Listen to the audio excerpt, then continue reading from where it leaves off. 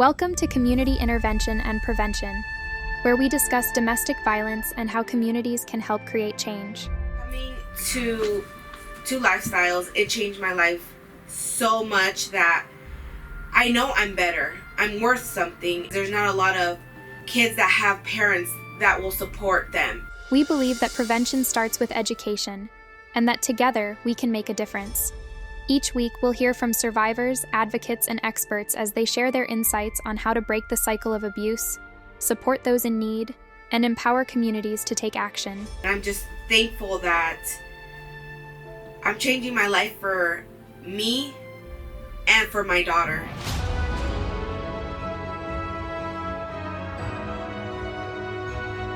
Now, here's your host, Latoya Conway Hampton.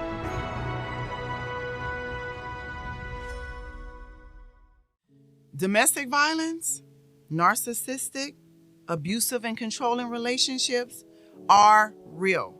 No, they're not normal. We all deserve to be in healthy relationships. Those relationships look like, where you going? When you'll be back?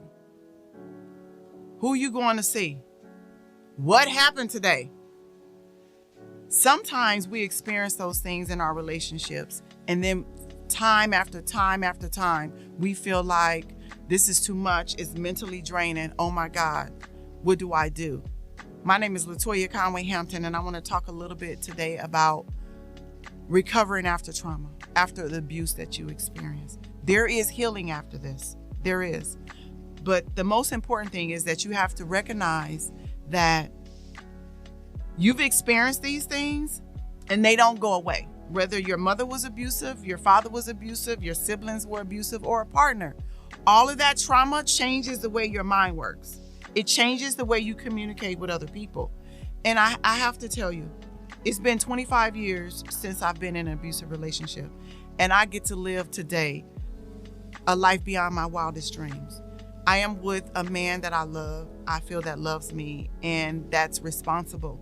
But it all started when I learned and I began to practice self-care. After being traumatized, sometimes you don't want to be in a relationship. Sometimes you don't trust people. More importantly, learn to trust yourself. As you develop self-care, as you develop feeling good about yourself, and it's so much more than, oh, I dress cute, I feel good about myself. No, I feel good about who I am, what I do, how I do it. Are there improvements that I can make? Absolutely. There's always things that we can do to become better people. But more importantly, I feel like I'm taking other people's thoughts in consideration as well as my own. There was a time where none of that really mattered.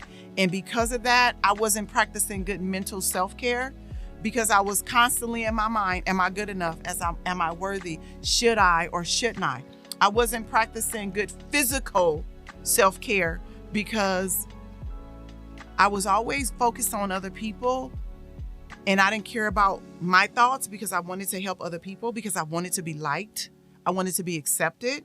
But today I recognize that nothing I do is to cause harm to other people. However, their trauma may make them feel harm, but that's something that they have to work on, nothing that I have to work on. And so I want to talk a little bit more about self-care and strategies to heal. Find ways to ground yourself. And grounding can be going to the beach, working in the yard, doing your hobbies. These things are really, really helpful. For the last 25 years, I've spent tons of hours and time.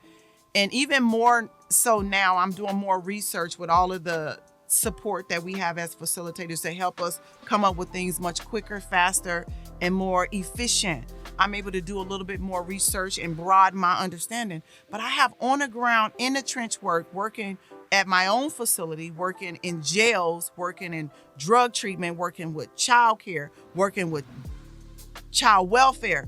All of these different perspectives and strategies and adaptations that I've been able to do to inspire, encourage, and help other people. So my ask for you today is, what can you do to strengthen your mental self-care, your physical self-care, and your emotional self-care? What can you do to do that? And so if you're interested in getting support here, I'm gonna encourage you to go to our Facebook page and follow us and watch the videos. We give you strategies, we give you information, and if you want to spend a little bit more time with me with maybe coaching or something else, then follow that link and sign up, and then we can register to do a consultation with you to figure out how we here at Two Lifestyles can support you. My name is Latoya Conway Hampton. Go get your healing, honey. Thank you.